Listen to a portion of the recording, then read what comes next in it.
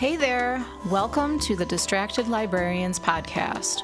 We're your friendly neighborhood bookworms with a penchant for all things pop culture. Picture this as our digital campfire, where we dive into our latest obsessions, analyze our favorite distractions, and rediscover the joy of reading. Whether you're a media enthusiast, a book lover, or just need a break from the daily grind, you've come to the right spot. So kick back, relax, and get delightfully distracted with us. Hey everybody, on this episode of the Distracted Librarians, we are going to have our first book club episode where we're going to talk about Thornhedge by Kingfisher. I'm Nicole. I'm Drew. I'm Killian. I'm Amanda. So why did we want to start a book club? I love book club. I mean, the book clubs that I'm used to doing are so different because they're for kids. Mm-hmm. And sometimes their parents are there too. And, we have to sing and dance and run around and be silly. Yeah. So I'm sure book club is very different. So I want a taste of adult book club. I find that, and this is the feedback I get from patrons, I need motivation to read and maybe accountability to read the books that I wouldn't necessarily gravitate toward. Okay. So this book is fantasy. I wouldn't necessarily gravitate toward it. Sure. I'm glad I read it. Yeah. Cool. I also just have spent so much time talking books with you guys that, every time we talk about books, it's mostly something I haven't read, something you have read, so we're catching each other up in our, 20, 30-second moments. Yeah. And this lets us sit a little further in what are our takes on the same thing. And I think that's going to be, the key for me because I have said on multiple episodes, I struggle with books that I have to read. Mm-hmm. And so being like, okay, here's your book club book. I'm like, okay, I have to read this book. Even if I want to read it, but I do want to talk about books that we've all read. And we have such varied tastes. So yeah. No, this is the way to do it. I'm really looking forward to reading recommendations from you guys. I think that'll be really fun. Yeah. Okay. So how is this going to work? Every 3 months, one of us will select a title for the group to read, and then we will announce the book, and you guys can read with us, and then we'll discuss it on air. And then you can send us anything that you have to say, too. Any hot takes you have. All right, so we read Thornhedge by Kingfisher, and the summary of it is this. The main character's name is Toadling. On the day of her birth, she was stolen from her family by the fairies, but she grew up safe and loved in the warm waters of fairyland. Once an adult, though, the Fae asked a favor of Toadling, return to the human world and offer a blessing of protection to a newborn child. Simple, right? Well, nothing is ever simple with these fairies, right? Okay, so, and then centuries later, a night approaches. So you may notice that this sounds a little bit like another tale that we know, right? What is it, guys? Sleeping Beauty. Sleeping Beauty. Okay, except it's from a different perspective, right? Yeah. Very cool. Oh, also, just a warning. The book will completely be spoiled if you haven't read it. And you don't want listen to this. Just press pause. read the book. Go read the book. Yes. And then come back to us. Yes. This one's easy. It's only 110 pages or so. Yeah. I also want to really quickly say that T. Kingfisher is a pseudonym. For Ursula Vernon. For Ursula Vernon, for us youth services folks. Which is wild because I know this, and yet every time I am reminded of this, it's like it's new information for a minute. And I'm just like, what? Yeah. Oh, wait, I knew that. It's exciting. I like that a lot. I'm going to come back to that later. And also, she is, very prolific. Yeah. She's been putting out books like gangbusters lately. It's nuts. So I'm excited that there's, a short read by her that we could just, scoot in for today. Yes. This feels like a very good entry point to everything that she writes, at least for the adult side. Mm-hmm. There's a little bit of fantasy. There's a little bit of body horror. There's a little bit of everything that she sort of contributes to. There's even some spicy stuff, depending on what series you read. Mm-hmm. So if you're into that kind of thing. Well, what did we think about the book? I'm never going to be upset about a fairy tale retelling. It's very rare for me to find one where I'm like, no, I don't like this. It's a genre that's... We picked this book and I went, this was for me. This worked well. But I enjoyed it. I don't think it's my favorite Sleeping Beauty retelling novella that I've read. Okay. But I did enjoy it. Okay. Killian, I feel like you have the strongest opinions about the fairy tales, so I get that. I totally get that. Yeah. I enjoyed the book. I thought it was fun. I love that it's kind of from this completely different perspective, and in this book, Sleeping Beauty is like this horrible thing, like a horrible beast thing. Well, taking the fairy tale, and there's a difference between fairy tale and fairy stories, but taking those and pushing them into the same novella was very fun. Yeah. I really enjoyed that. Yeah. Because it takes that changeling lore and the more scary fae lore and says, okay, here's this side of fairy. Now let's apply it to a fairy tale. Yeah, it's very cool. Yeah, I liked it a lot. I wish it wasn't the length that it was. You wish it was longer? Or shorter. Or shorter. Oh, okay. I think that we spent a fair amount of time meeting like Fayette and the changeling child that she was, a fair amount of time in the with the green teeth. But I either could have taken less of that and had the same like flatter characterization for everyone who isn't Toadling and Halim, Okay. or taken a longer book and gotten into like nuance of Fayette and the changelings. Okay. Like, I wanted one way or the other. Okay. What did you think, Amanda? I liked it. I had a hard time. I liked that you sort of had a retelling of Sleeping Beauty, so you were surprised at the end, right? Like you were surprised that It's not like it was the same old crap that we've read 1,000 times. it's not like she woke up and like Yeah. happily ever after. Right.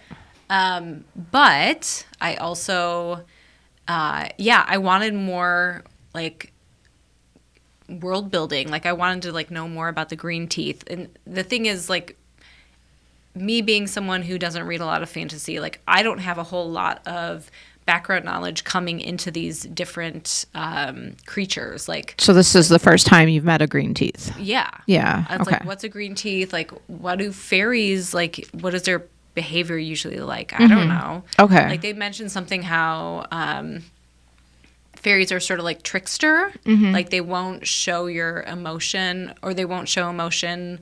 They'll just sort of like laugh or something like that. And so this is all like new information. So I would have liked to have more descriptions of what those different creatures are like, what their worlds are like. And like when you say changeling, it's like, well, What is that exactly? what is that? Is Yeah. that necessarily Yeah, I a could bad see thing? that. Yeah, it really assumes that you have that background knowledge. Yeah, absolutely. And I didn't think about that I 'cause I didn't think do. about that either because I do. Yeah. I was so excited that Green Teeth made a sort of cameo in this story too. And Kelpies, yeah. Because as I mentioned in a prior episode, there's a book called Green Teeth that is a really wonderful book. And the author's name is leaving me right now. But there's such an interesting sort of character and idea, and very cool. Have any of you read her books before? T. Kingfisher.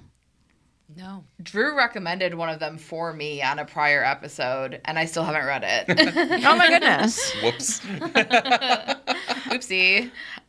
So no, I have not. Several of them are on my unending TBR list. Okay. They're things that have, it's like, yes, I'm interested, and it just hasn't come up, but Yeah, I have what a can lot it of her be? books on my list. I have read Ursula Vernon books. I read the Dragon Breath series when I was starting out in libraries. Cute. And gifted a few of those to my cousin's children when they were younger. Nice. So Cool. Yeah, I've read the one that I recommended here before. It is currently, there are 3 books in that series. I keep meaning to go back to it. Saint of Steel. The Paladin books. The Paladin books, yeah. Yeah. I've read them because of you. And I enjoyed them. I read 2. I haven't gotten to the 3rd one yet. Yeah, so their books, her books are really good. So what do we think about Toadling, just in general? He's so sad. Yeah. The entire time. Apologetic a lot of apologetic. Like you can tell she's just kind of not so sure of herself. Well, and there's a line in there at one point. Like I have quotes that I wrote down that I was just like, the thoughts and like the way they tie into the story. And one of them was, but she was the last one standing, so perhaps it was her task to apologize to all the others. Yeah. And it's okay. Well, maybe that's why. like her entire attitude about her existence a lot of the time is apologizing for existing. Yeah. Especially in this, what she very clearly feels comfortable with the green teeth, but in this realm outside of it, she's very apologetic, doesn't want to take up space, doesn't want to be intrusive. Yeah. When the whole reason she's there is to actively be intrusive. Yes. Yes. Considering that is her family, that the king and the queen are her parents, that dynamic and that relationship is really, it's kind of hard to read about in a way. It's almost like Toadling's relationship and idea of family come from the green teeth. They don't come from this human, these humans that are actually her parents, but they're unaware kind of thing. Yeah. She's also someone that never had to make a like real life decision for herself. She wasn't allowed to, really. At all. Yeah. She was taken from basically the moment of birth. Mm-hmm. The society of the green teeth that is laid out in this book, at least, have no real decisions that they make on a day-to-day basis. They're just chilling in their streams and grabbing fish. Yeah. And then it's not her call to take up this task and go back. She's not really given a choice in any of it. Yeah. And I think that plays into who she is as well. As a person. Yeah. That being said, she makes a choice not to choose to do something different. She chooses not to kill Fayette. She doesn't kill Fayette, and she does have this misspeak in this gift that she was supposed to give, and decides that the way she's going to take responsibility for that is to stay. Yeah. I don't know that she had to. Yeah. Yeah. She just felt like she did. Well, there's even like the whole point where Halim, he basically says like, do you even have to do this anymore? Like anybody who ever would have remembered or expected you to do anything is gone. Like you're doing this yourself. And there's a huge like Thornhedge. Like there is like it's protected. The tower is already protected by this like structure. I sort of wonder like if she's needed at all. She's like sort of this like extra thing, and just she almost holding on to the past. Yeah, it's crazy. Well, yes, but also as soon as Fayette was killed, spoiler, We gave the spoiler warning at the start. the hair goddess shows right back up and is like, okay, cool, your job is done now. Yeah. So she was being monitored in some fashion. Yeah, it's true. And then she realizes that she was supposed to just do that the whole time. And she was like, why did you pick me? Couldn't you have picked somebody else who could have actually done the job? Like, I'm not the one. who wasn't timid, Yeah. and apologetic, Yeah. and like anxious about like messing up the spell. It's wild. It was, and of course it's the one thing I didn't write down, but there's something that the hair goddess says that's kind of just like what, did you expect me to be kind? Yes. Like choosing you, this wasn't like a gift to you. I wasn't going to be kind about it. It needed to not come back on the fairies, and there you were. I liked the explanation of why she was chosen was because they needed a way to kill the being that would end up being Fayette without seeking that retribution, and the only person that would be the one who was trying to reclaim her old family. Because the elf king wouldn't take vengeance on somebody who actually had a claim. Yeah. Which is like, that's a great kind of it's explanation of like what is Fae exactly politics. Yeah, I know, right? Fae politics, Which man. again, Amanda, you might not have really caught on to because it's such a I mean, it's the Fae, man. No. I mean, so I listened to this as audiobook, and even now I'm realizing that like I probably wouldn't know how to like spell Fae, you know, like I don't know because I just like listened to it, and I think reading it would have been helpful to like sort of get this like background information. Sure. But it's funny because you say like she had claim to the family because she was actually the daughter of this king and queen, although raised by the Green Teeth. However, she didn't want to claim them. She like didn't want them to be her family. No, she didn't. Yeah. It is sort of this classic folktale where our hero or our protagonist is reluctant. They don't like actually want to like take on the task or the challenge. And they're like, oh, why did you have to pick me? I feel like I'm the last one who should be picked for this. Sure. And I think it's because she didn't want it is where you get that in action that then is what curses her to be there for centuries. Yeah. I mean, she's literally sitting there hoping that the story will just disappear and happy that people, like sad that people are dying in the plague, but also like happy that now the story of the tower and the princess in the tower might be forgotten, and completely having forgotten that maybe there might be books with the tale inside of it. On page 2, there's a quote that was just, they must be telling stories. I can't fight stories. Yeah. And I was just like, I kind of love that as kind of like an undercurrent of what's happening throughout the book. You know, there's the story. Yeah. It's very cool. And I feel like the way that T. Kingfisher writes, there's always a little bit of that sort of magical, there's the story involved in them. It's very cool. So we have not talked about Halim, and he's a pretty interesting character, also very apologetic. That boy irritated me. I could not stand him. I looked up his name just because I thought it was interesting, which again, like maybe in fantasy folklore, this is like a common name or something that has come up before.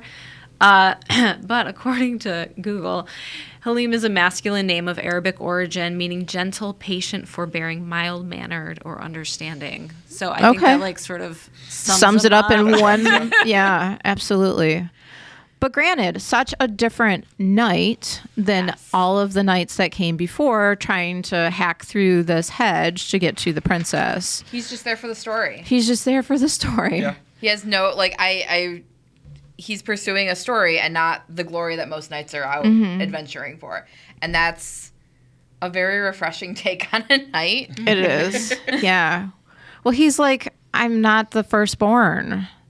I don't have any real purpose. I'm just out here trying to do something. But also that's so classic folklore. It's never the firstborn that that like is the hero. It's always, you know, the seventh son of the seventh son, or the youngest, or Well, and I love that, like, in this process of, like, Halim talking to Toadling.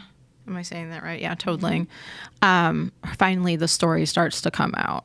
And that's kind of a nice way for us to hear it also, is from that perspective of her telling him what actually happened and why he doesn't want to wake up the princess in the tower, because she's an evil hag. I just needed him to have, like, a reason for anything. And I guess In Pursuit of the Story is something. Yeah. But, like, it irritated me so much when they got into Fayette's room and he's just stood there like, oh. What am I supposed to do now? I don't know what I'm doing. I haven't known what I'm doing the whole time. Yeah, he didn't know what he was doing. Yeah. There was no plan. It was just, I want to know. It was pursuit of knowledge with no idea of what to do with it once he had it. And he said, I'm not sure if I believed you until now, until this moment when I'm looking on this child. Not a child, centuries old. No. Looks like a child. Yes, which we find out after it drops to the ground outside. Yes. Oh my goodness. All right. Well, so other Sleeping Beauty retellings, you know, we've got the Disney Sleeping Beauty. What are some other ones that we can think of? I mentioned earlier that this is not my favorite short story Sleeping Beauty retelling. One of my other favorite ones is Alex E. Harrow's A Spindle Splintered, which Harrow wrote this duology of novellas that are very... The first one is Sleeping Beauty retelling, and the second one is more Snow White retelling. They're wonderful. I love them. I really love those two. And so coming into another novella, Sleeping Beauty, was going to be it A had an tough uphill climb follow. here. Yeah. So yeah, I personally I recommend that one no matter what. But that one is a young woman who is terminally ill, who is kind of like the Sleeping Beauty-esque character in her own life, but then ends up transported into a Sleeping Beauty story and having to deal with what is going on here. And it's hard to give novella summaries without giving too much away. Yeah. So go read it because it's good.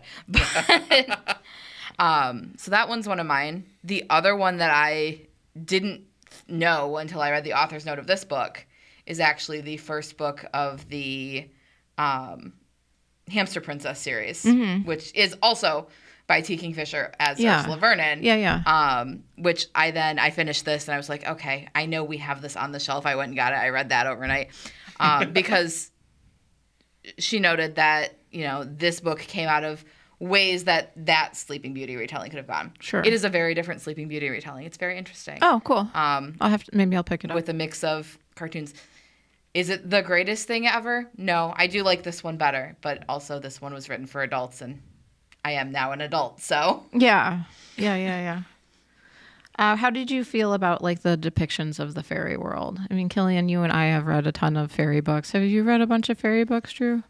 Not as much as you two. Okay. I am versed in the world compared to someone like Amanda who hasn't dabbled too deeply. Sure. But it is not a thing I seek out. Okay. I think she did a really good job. I think she brought in different types of fairy that you wouldn't usually see, not the average ones that, are really super common. I like that the main character is sort of born human, but sort of fairy, kind of in between because of the magic of being with the green teeth and stuff like that. That's an interesting take. My thing with Fae lore is always the rules. Fae stories, the fairy world has rules, and they are very, the Fae can't lie. Don't eat food from the fairy world. They don't like iron. They don't like iron, which does play in here. Yeah. And the politics of the fairy world are very, in-depth and complex. And the fact that it didn't just go, yes, we're alluding to the concept of the fairy world here, but we're not going to touch on any of that backlog of folklore. They brought in that it's a very political thing, and it's complicated, and the Fae are not kind across the board. Right. And so I did like that. Yeah, I thought it was cool. I mean, for a short book, you could go on all day about... I think you could take this book and expand it into an epic fantasy. Yes. And I would still gobble up every bit of it. But yeah. How did you feel about the ending of the book? I was underwhelmed. Okay. I love the talking about how time is different because, in the mortal world, time is moving at a certain pace, and then and when you go into fairy, it moves at a different pace. So Toadling at the very beginning is kind of going through all this schooling and all this stuff, and then basically arrives back into the mortal world. How many days later? That's a week has passed. Yeah, a week has passed after she was born. Yeah, and so at the end of the story, when she comes to this revelation that she would like to know more about this mortal man, this annoying knight, as Drew would say. And, only a moment has passed. He's still asleep where she left him when she comes back. So that aspect of the ending I really liked. I liked that she got sort of both happy endings. She got to see her mom and aunties. And she'll get to again. Yeah. And that was the thing for me is yes, I'm glad that she gets to go back. But she can then go back again. Yeah. Like the elder said, we will always be here. Just come back when you're done. The part I was underwhelmed with was Fayette's death. The accidental falling out of the window. Oopsies. Because I really wanted one of them to just make a decision for once in their lives. Either Toadette or Halim. Toadette. Same thing. I want it to be Toadette now. Can we make a movie and it's all Mario characters? Yes. Complete with the voice. Yes. Toadling and Halim. Yes. But it didn't happen that way. They got to keep their indecisive characterizations, and I really thought that like it would be building to a climax for one of them, and I was underwhelmed by the fact that it didn't. Okay.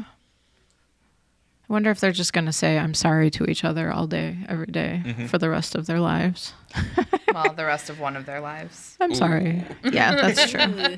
Yikes. I mean, I sort of like that it's not a classic hero's journey where it's like, I had this challenge and I met it and I like overcame my personal shortcomings by this challenge. I don't know if Toadling has progressed that much throughout this. I don't know if Halim has progressed that much because I think he wanted to just see what was possible, find out more about the story, maybe find out if he was good at something or competent. Right. And he didn't really even show that. No. I mean, I feel like they're just going to find a cottage somewhere and settle down and never adventure again. But I do like that Toadling, who was taken by the green teeth and then said, okay, you have to give the gift to this child and then oversee this child, and then sort of be the keeper of this tower, that she did get to then choose a small piece of happiness for herself. Yeah, yeah, that's and cool. also, she was always like a little hesitant about, because of her looks, right? Like she was like a toadling. She's like not good looking. And so, you know, she's like sort of like, okay, who will accept me? Who will be my family? I'm going to choose that for at least a small portion of my life. Yeah, yeah. And I think there is some growth from Toadling she spent centuries in this place that she was told to be and didn't try to, you know, do what was unexpected. She's always done what's like the safe choice. The safe choice is going back to what she knew. Yeah. Right. And she did. Do that. Yeah. Yeah. But then she went into something that is more unknown for her. Right. And even if she goes and they settle down in a cottage and they never adventure again, it's still different. Sure. So. Yeah. So I was listening to this on Hoopla, and the narrator was very breathy. Oh. Oh, boy. And very slow. Okay. Like, I started listening to it at 1.5 speed, and I was like, okay, this is actually normal talking. So before that, at the 1 unit of speed, it was very breathy and pretty slow, and I'm like, are they, like, setting this up to be a romance, like, right away? Did you guys get that from, like, the very... Okay. No. So I got romance right away between Toadling Yeah, and because Halim. she was like doing a phone line kind of impersonation or whatever. Like, no, totally. maybe not.